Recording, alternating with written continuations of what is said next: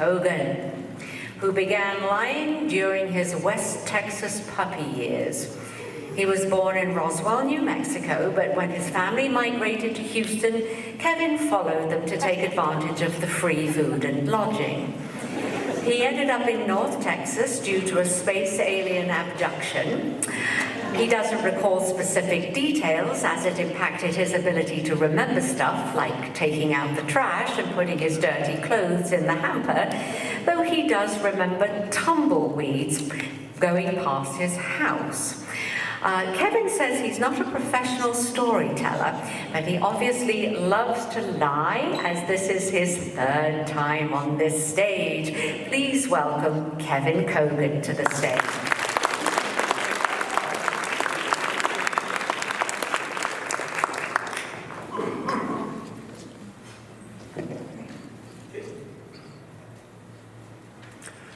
So the other day, I went to go visit my Uncle Bob. He lives here in Denton. And he shared a story with me that happened to him about 20 years ago. It was a nice spring day, similar to today, and he decided to go for a walk through Denton. And as he was walking along, he saw an elderly lady on the side of the road, and she was holding a sign that said, "Homeless.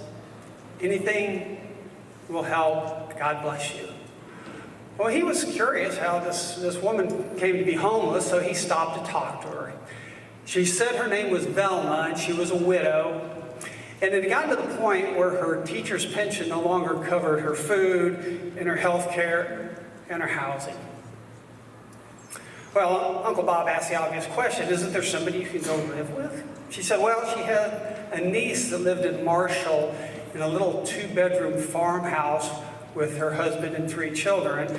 And she had invited Velma to come live with her. And Velma said, well, she didn't feel like it would be right to move into this house. It was already crowded. And my uncle really had compassion on her. So he dug around in his pockets.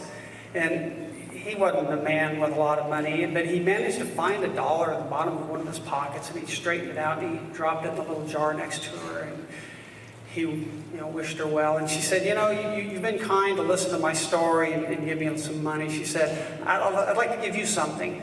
So she pulled a little necklace out of her bag. It was made with an old piece of yarn and had some blue beads, and she said, this used to be my good luck necklace, but it hasn't brought me a whole lot of good luck lately. I'd like you to have it.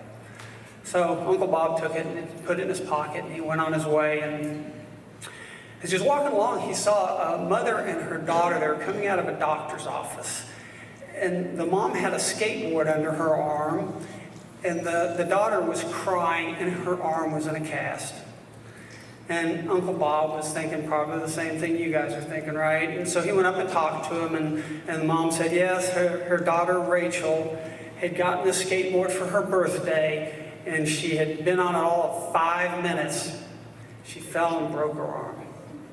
Well, Uncle Bob said, can I give your daughter something? And Mom said, well, that would be nice. So he reached in his pocket, and he pulled out that necklace. And wouldn't you know, those blue beads exactly matched the blue in her eyes. And he put it over her head, and he said, happy birthday, Rachel. And he said the tears started to dry up a little bit, and he saw a hint of a smile on her face.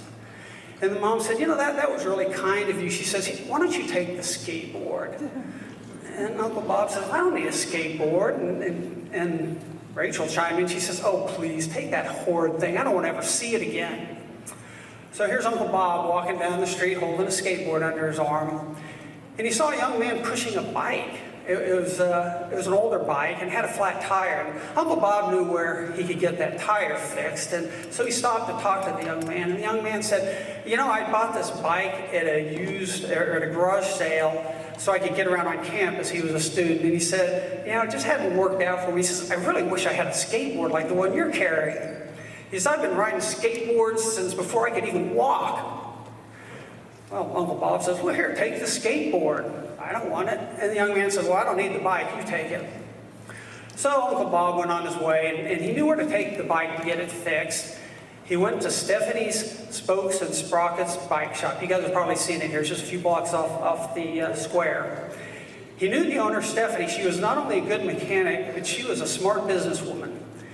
And when he wheeled the bike into the shop, she gasped, and she said, where did you get that bike? So he gave her a quick explanation. She said, let me tell you about that bike. She said, back in the 1930s, there was an Italian bike manufacturer that made some of the finest bikes in all of Europe. When World War II came, the bike shop was destroyed and it was never rebuilt. And she said, there's only a few of those bikes in existence, and I'm surprised to even see one of them here in the US. She said, you know, if I took that bike and I restored it to new condition, it would be worth a lot of money. And Uncle Bob says, well, then you should take the bike. Here, I'll give it to you. You can fix it up. And she said, well, you apparently weren't listening. I said it would be worth a lot of money. She says, if you give me that bike, I'll tell you, I'll give you the best bike in my shop. So pretty soon, Uncle Bob's flying down the street on a brand new bike, and he sees a young lady. She's standing in front of an older car, and the hood's up on the car, and she's staring at the engine. Now, Uncle Bob used to be a Jeep mechanic when he was in the Army, so he stopped to see if he could help. And he asked her what was wrong, and she said, I was driving along, and the engine stopped, the dashboard went dark, and even the radio stopped working. Well, Uncle Bob picked up a rock, and he started beating on the battery. And he said, try it now. And so she hopped in, and it started right up. And he said, you know, sometimes those battery cables can come loose, and I was just banging on it, and I got it tight, and it should work now. He said, but you really need to take it to a mechanic and get him to tighten that cable properly. Well, the young lady looked sad. She said, well, I bought this used car so I could get from my apartment to my job. And she said, it costs so much in gas and insurance and maintenance and the occasional repair. She says, I haven't been able to save any money. She said, I really wish I had a bike like yours. He said, the bike's yours. He gives it to her. And then she starts to ride off. He says, well, what about your car? And she says, I don't want it. You can have it. So pretty soon, Uncle Bob's driving to his friend Jorge, who runs a used car lot. And he knew Jorge was an honest businessman, and he thought maybe Jorge might want the car. So he drove onto the lot, and Jorge was standing there in front of a little truck with a camper on the back. And he was putting a sign on the camper. It said, reduced for quick sale. And Uncle Bob asked him about the camper, and he said, well, somebody had brought it into the lot as a trade-in, and it had been sitting on the lot for 6 months, and no one had even looked at it. And so Uncle Bob looked in the back of the camper, and there was a bed, there was a kitchen, there was even a bathroom. And he got an idea. He said, hey, you know this car I just drove into the lot? He said, would you be willing to make a trade?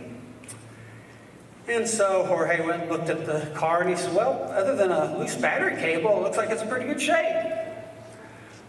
So pretty soon, Uncle Bob was driving back into den, and he pulls up next to where Velma's still sitting. He says, Velma, if you own this camper, do you think we could take it to Marshall and park it next to your niece's house, and you could live in it, and that way you wouldn't be crowding them out? And Velma said, well, yeah, we could do that, but I don't think there's any way I could afford that camper. And Uncle Bob says, well, what if I told you that camper cost $1?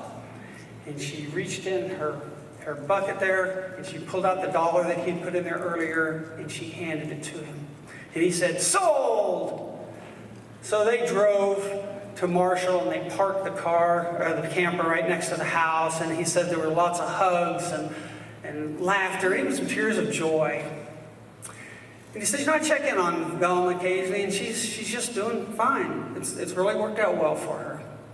And he says, you know, as I tell you this story, I've been thinking. And I said, well, Uncle Bob, I bet you've been thinking that we should never pass up the opportunity to help a fellow human being. And he said, well, that is true, but actually, I was thinking that $1 today just doesn't buy what it used to.